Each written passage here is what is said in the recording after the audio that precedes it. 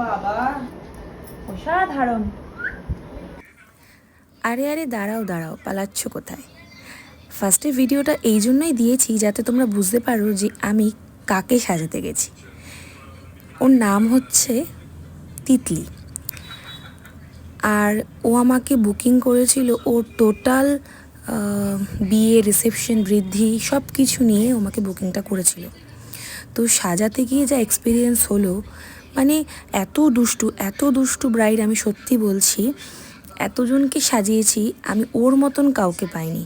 আর তেমন হচ্ছে টকেটিভ, মানে বাচ্চার থেকেও কম।